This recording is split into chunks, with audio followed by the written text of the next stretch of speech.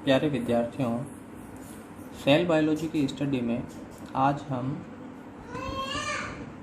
Mitochondria की structure के बारे में जानेंगे। माइटोकॉन्ड्रिया है वो सभी यूकैरियोटिक सेल में प्रेजेंट होते हैं।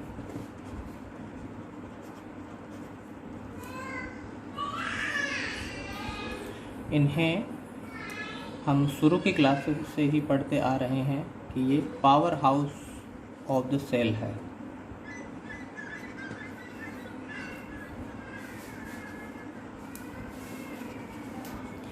Power house of the cell means ये सेल के अंदर एनर्जी प्रोडक्शन में शामिल होते हैं, एनर्जी को जनरेट करते हैं और सेल में जो एनर्जी की फॉर्म होती है वो एटीपी के रूप में होती है। सेल की जो एनर्जी करेंसी है वो एटीपी है। तो ये कोशिका में लगातार एटीपी का निर्माण करते रहते हैं यदि इन्हें प्रीकर्सर के रूप में एसिटाइल कोएंजाइम ए, एडीपी और फॉस्फेट ग्रुप इनके यदि सेल के अंदर लगातार सप्लाई होती रहे तो ये एटीपी का निर्माण करते रहेंगे। कोशिका की जो ऊर्जा की आवश्यकता होती है उसे ये फुलफिल करते रहते हैं। माइटोकॉन्ड्रिया है, इसको सबसे पहले कोलिकर नाम के साइंटिस्ट थे, उन्होंने देखा था 1880 में। आल्टमान है, इन्होंने 1895 में इसे बायोप्लास्ट नाम दिया था। लेकिन जो माइटोकॉन्ड्रिया शब्द है वो कार्ल बेंडा नाम के साइंटिस्ट थे, उन्होंने 1897 में इसे माइटोकॉन्ड्रिया कहा, जिसका मीनिंग होता है, माइटो का मीन्स होता है धागे नुमा संरचना। माइटो क्या है? धागे समान संरचना। जैसे माइटोसिस होता है तो उसके अंदर धागे समान क्रोमोसोम बनते हैं, इसलिए उसे माइटोसिस कहते हैं। और कॉन्ड्रिया उनका मीन होता है ग्रेन्यूल या कण। तो ये धागे समान कण होते हैं। इस तरह की इनकी जो संरचना होती है ये धागे नुमा पार्टिकल्स के रूप में सेल में दिखाई दिए, इस कारण इन्हें उन्होंने माइटोकॉन्ड्रिया शब्द दिया कार्ल बेंडा ने। कोशिका में इनकी जो संख्या है वो सामान्यतः लगभग 200 से 300 तक होती है, लेकिन इससे कम या ज़्यादा भी हो सकती है। कुछ कोशिकाएं हैं जिसके अंदर हजारों में इनकी संख्या मिलती है। इनका जो साइज होता है वो क्लोरोप्लास्ट से ये छोटे होते हैं माइटोकॉन्ड्रिया। इनकी जो लंबाई है वो ज़्यादा होती है, जो लेंथ है वो लगभग 1 से 4 माइक्रोमीटर तक होती है, जबकि जो चौड़ाई है वो लगभग 1 माइक्रोमीटर तक होती है। और एवरेज अगर हम बात करें तो 0.5 माइक्रोमीटर तक इनकी चौड़ाई या हाइट होती है। लेंथ है वो 1 से 4 माइक्रोमीटर होती है। माइटोकॉन्ड्रिया की जो संरचना है, इसकी स्ट्रक्चर है, तो ये डबल मेम्ब्रेन बाउंड ऑर्गेनेल्स होते हैं। डबल मेम्ब्रेन बाउंड संरचना है ये, जो दोहरी झिल्ली से घिरी हुई पाई जाती है।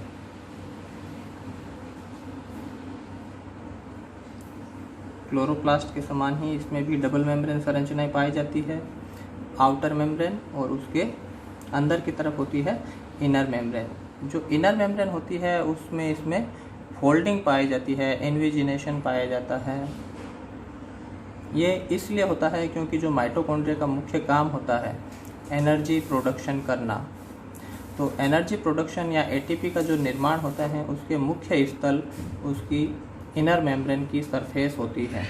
इस कारण इनर मेम्ब्रेन है वो अपना स्थान बढ़ाने के लिए, सरफेस एरिया बढ़ाने के लिए उसके अंदर इस तरह से फोल्डिंग प्रेजेंट होती है। बाहर की झिल्ली, आउटर मेम्ब्रेन, मेम्ब्रेन की जो संरचना है वो फॉस्फोलिपिड बाइलेयर की बनी होती है जो आउटर मेम्ब्रेन होती है इसमें प्रोटीन कंपोजिशन है वो कम पाया जाता है, जबकि इनर मेम्ब्रेन है उसके अंदर लगभग 70% तक प्रोटीन कंपोजिशन है वो प्रेजेंट होते हैं। दोनों मेम्ब्रेन का जो बीच का स्पेस होता है उसे पेरीमाइटोकॉन्ड्रियल स्पेस कहा जाता है।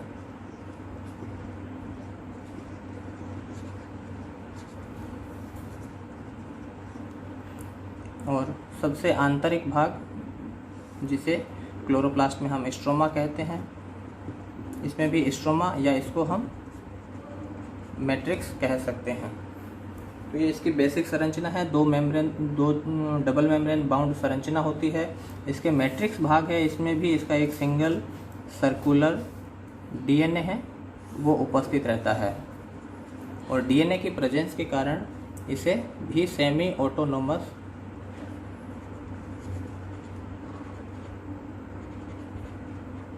ऑर्गेनेल्स कहते हैं।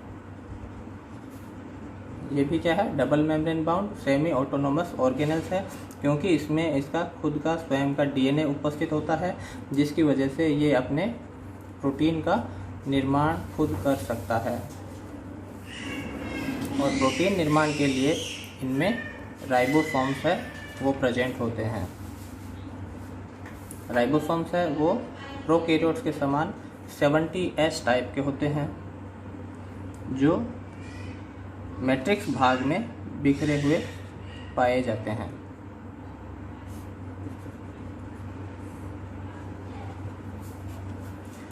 इस प्रकार माइटोकॉन्ड्रिया में हम देख रहे हैं कि टोटल 4 संरचनाएं इसमें प्रेजेंट होती है। एक आउटर मेम्ब्रेन, सेकंड इसमें पेरीमाइटोकॉन्ड्रियल स्पेस, थर्ड होता है इसकी इनर मेम्ब्रेन जो क्रिस्टी के समान इसके अंदर फोल्डिंग प्रेजेंट होती है, और फोर्थ होता है इसका मैट्रिक्स भाग। माइटोकॉन्ड्रिया का जो मुख्य कार्य है,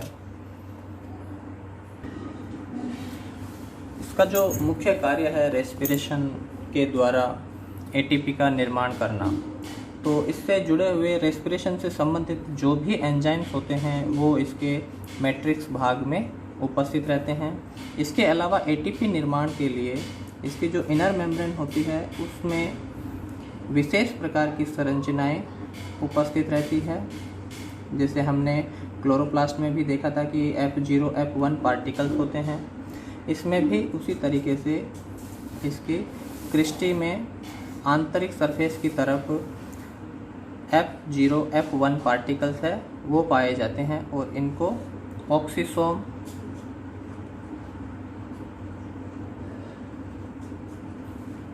या F1 पार्टिकल या एलिमेंट्री बॉडीज कहा जाता है, जो एटीपेज एंजाइम के रूप में, एटीपी सिंथेज एंजाइम के रूप में कार्य करते हैं और एटीपी का निर्माण करते हैं।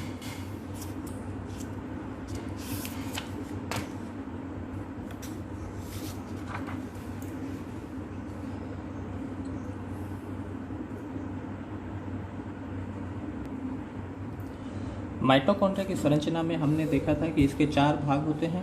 एक आउटर मेम्ब्रेन, एक पेरीमाइटोकॉन्ड्रियल स्पेस,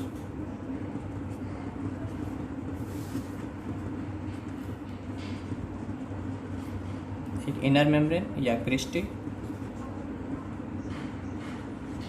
और एक मैट्रिक्स भाग। तो ये जो चारों सरफेस होती है ये इनमें भी विशेष प्रकार के प्रोटीन्स या कार्य के अनुसार ये डिफरेंशिएट होती है। आउटर मेम्ब्रेन है उसका जो मार्कर एंजाइम्स होते हैं, इन जो मेम्ब्रेन की संरचनाएं हैं या क्रिस्टी है या मैट्रिक्स भाग है, कुछ ऐसे प्रोटीन या एंजाइम उपस्थित रहते हैं जो केवल उसी सरफेस में मिलेंगे और कहीं नहीं मिलेंगे। इस कारण उन्हें मार्कर एंजाइम कहा जाता है। तो आउटर मेम्ब्रेन है उसके अंदर मोनोएमिन ऑक्सीडेज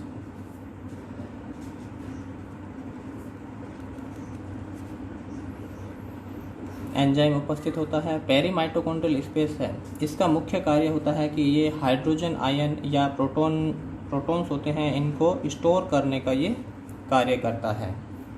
जबकि जो क्रिस्टी या उसकी इनर मेम्ब्रेन होती है जिसमें फोल्डिंग पाई जाती है, इसका मुख्य कार्य एटीपी निर्माण का कार्य होता है, और इसमें जो एंजाइम्स उपस्थित होते हैं वो इलेक्ट्रॉन ट्रांसपोर्ट चेन से संबंधित जो भी एंजाइम्स है वो इसमें उपस्थित रहते हैं, जैसे NADH रिडक्टेज एंजाइम है, साइटोक्रोम रिडक्टेज है, साइटोक्रोम C ऑक्सीडेज होते हैं, वो सारे के सारे क्रिस्टी में पाए जाते हैं। इसमें लगभग 70% तक प्रोटीन कंपोनेंट होता है, जबकि लिपिड कंपोनेंट है वो 30% तक पाया जाता है। इसके अलावा रेस्पिरेशन में जो क्रेब्स साइकिल चलता है, क्रेब्स साइकिल का सबसे इम्पोर्टेंट एंजाइम्स सक्सिनेट डिहाइड्रोजिनेज,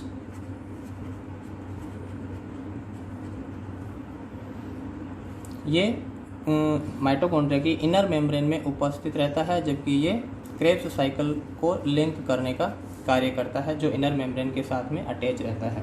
इसके अलावा जो मैट्रिक्स भाग है, इसके अंदर क्रेब्स साइकिल से संबंधित जितने भी प्रोटीन्स होते हैं वो सारे के सारे मैट्रिक्स में उपस्थित रहते हैं, जैसे सिट्रेट सिंथेज एंजाइम है, फ्यूमेरेज है, मेलेट डिहाइड्रोजिनेज है, वो सारे ही मैट्रिक्स में पाए जाते हैं। माइटोकॉन्ड्रिया की जो बायोजेनेसिस है